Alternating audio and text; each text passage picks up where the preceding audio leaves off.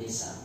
Nah itu semua bisa. Tapi tidak berarti permasalahan desa itu sekalipun itu kewenangan desa.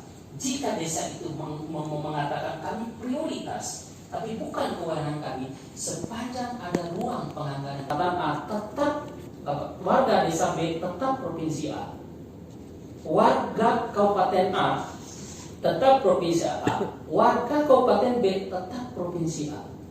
Jadi dengan pemahaman seperti itu, provinsi bisa masuk kepada Bapak dan Ibu asal ya di samping kewenangannya juga permasalahan kewenangan desa ataupun daerah tersebut, tetapi membutuhkan support dari provinsi yang masuk. Sama juga nasional. Jadi ada prioritas daerah, bukan prioritas nasional, prioritas daerah, tapi strategis bagi nasional, strategis bagi daerah, maka mau nggak mau kita harus kejar nasional sama Pak Kades ya. Nah Pak Kades, mekanisme ada dua cara. Yang pertama melalui sistem perencanaan seperti yang saya sebutkan tadi, yang kedua ada legislatif di situ. Jadi ada proses reses. Harapannya ketika dalam Musbangdes itu menyampaikan salah satu contoh misalnya jalan provinsi kami rusak. Kami berharap di desa nyampe kecamatan sampai ke kabupaten itu sama. Nyampe di legislatif menyampaikan kalimat yang sama. Nah persoalannya di tingkat desa merumuskan tentang jalan provinsi rusak, di kecamatan merumuskan tentang sapi yang dibutuhkan, di kabupaten bakulan yang dibutuhkan, nyampe di provinsi nggak ada jadinya. Nah iya. Itu kalau saya lihat itu Bapak model lama ya. Kalau model sekarang kita ini dari Bangdes, Musbangdes itu sudah ada kita buat putusan yang akan ke kecamatan. Masuklah dia ke kecamatan. Nah, yang terjadi itu yang saya tidak terima adalah ketika sampai kecamatan, ketika itu kegiatan ranahnya provinsi, ya karena kecamatan akan ke kabupaten, kabupaten menolak. Nah, bagaimana provinsi mau tahu apa yang menjadi prioritas di desa yang itu menjadi kewenangan? Di kabupaten mana? Kabupaten mana? Kabupaten Barat. Nanti dicek ya Kabupaten Barat nanti ya. Kenapa bisa begitu ya? Sehingga kemarin, sehingga kemarin saya paksakan. Begini caranya. Kalau perencanaan model seperti ini kita salah. Kapan akan dikerjakan proyek sehingga sebuah dua usulan. Tetap harus dibawa ini ke provinsi melalui jalur entah jalur apa terkait dengan perencanaan yang politis dan teknokratis itu ya kalau yang misalnya itu di reses dan lain sebagainya itu kan berbicara nilainya agak rendah sehingga kadang-kadang tidak mampu membiayai kegiatan-kegiatan besar ya sehingga saya kadang-kadang kalau kegiatan besar itu memang harus kita melalui proses yang tadi baik itu Musbangdes, Musbang kecamatan sampai di kabupaten.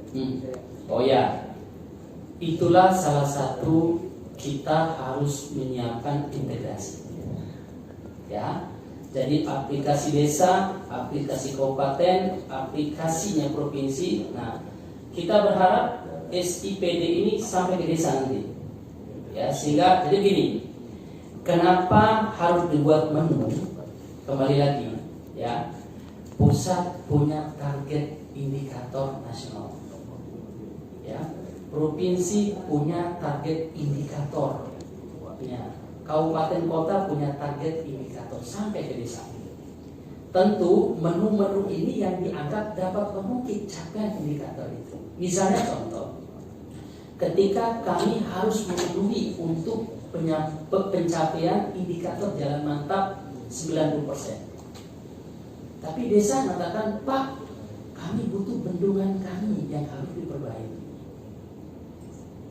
Kalau bendungan diperbaiki, jalan ditinggalkan, nggak nyampe dong kayak gitu.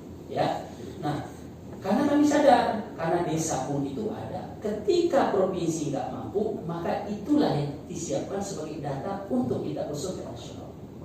Nasional juga belum tentu mampu. Makanya beliau butuh namanya PHLN.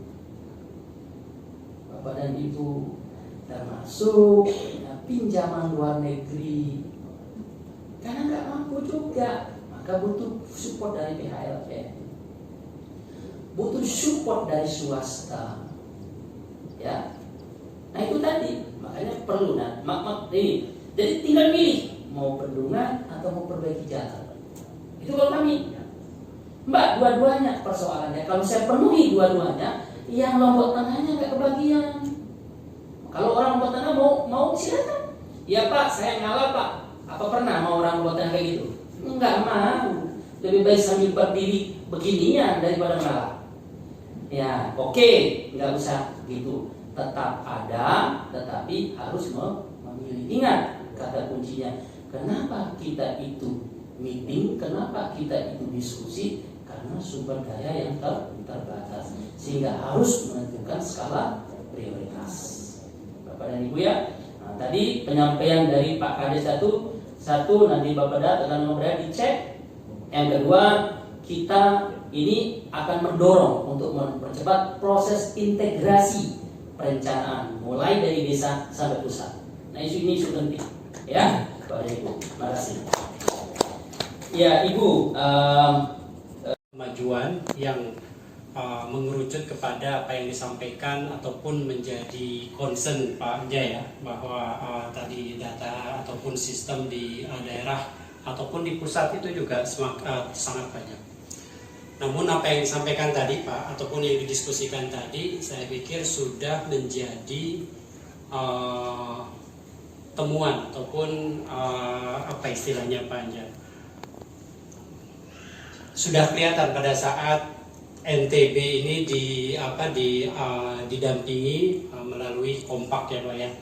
Karena kompak sendiri desa di beberapa tempat, saya kira di sini ada di Lombok Utara, Lombok Barat ya, Lombok Timur dan juga Sumbawa dan Bima gitu ya.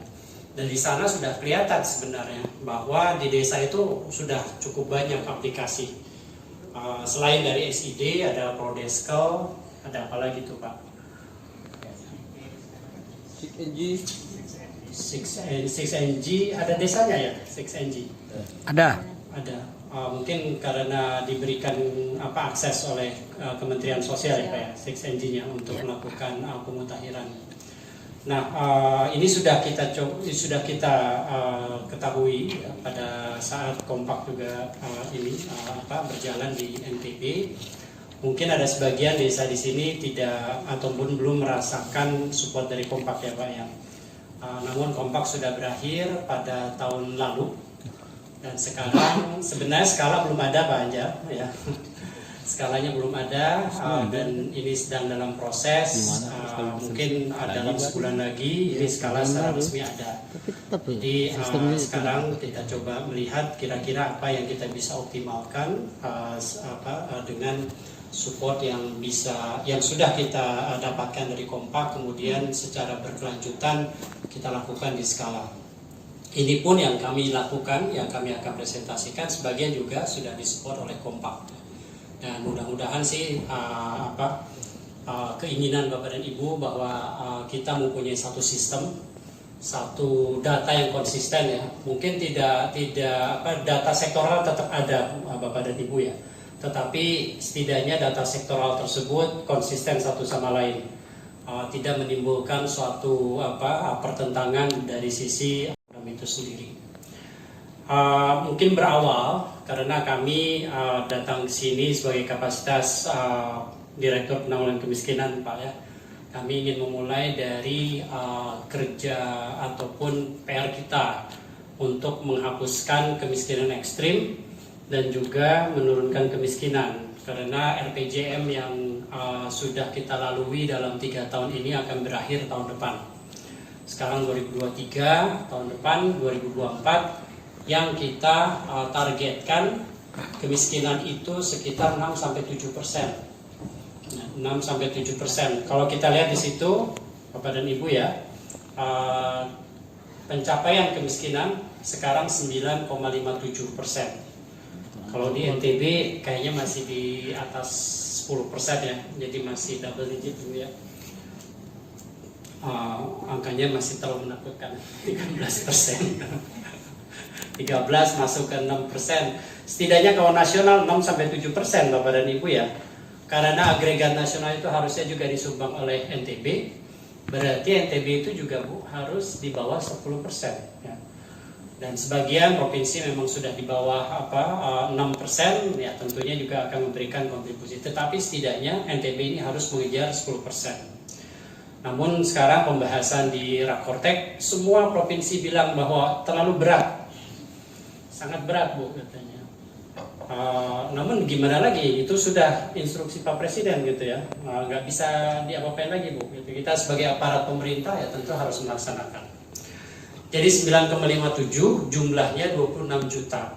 Kalau kita hitung-hitung sampai ke 6-7%, ini kita harus mengentaskan tahun ini saja ya, supaya nanti tahun depan PR-nya nggak terlalu besar. Jadi nggak kayak ujian sistem kebut semalam gitu ya. Jadi tahun ini juga harus dientaskan. Kemarin kita agak mengalami kenaikan 9,54 menjadi 9,57. Jadi naik nih. Jadi istilahnya seminggu lagi ujian, sekarang kita lagi pesta gitu. Jadi udahlah gitu, kita santai dulu gitu ya. Nanti besok kita kerja keras. Jadi naik sedikit 9,54 ke 9,57 karena banyak hal ya. Termasuk di sini juga kenaikan BBM dan juga adanya inflasi yang relatif lebih tinggi. Namun ini sekarang sudah mulai stabil ya, inflasi sudah mulai agak turun, kemudian mungkin juga BBM ini juga sudah mulai terbiasa dengan harganya, dan sebagian dari logistik karena memang adanya pandemi sudah mulai berkurang, logistik pun semakin lancar gitu ya. Nah, diharapkan dari 9,57 ini bisa segera turun, akhirnya mencapai 7,5 8,5 pada tahun 2023 ini akhirnya. Nah, itu saja kita harus menurunkan sekitar 3 juta. Ya, 3 juta penduduk miskin. Nah, kemudian tahun depan 3 juta lagi gitu ya. Jadi kita cicil, kalau mau dicicil kita cicil 3 juta sekarang. Kalau misalnya kita kedodoran 3 juta sekarang, berarti tahun depan harus lebih banyak lagi. Bisa seperti itu karena mungkin ada banyak hal yang masih belum kita selesaikan, namun memang harus segera selesai tahun ini. Dan kami harapkan nanti misalnya ada skala di sini, kita coba membuatkan sesuatu yang bisa kita pukul cepat Pak Bu gitu ya, terutama terkait dengan data.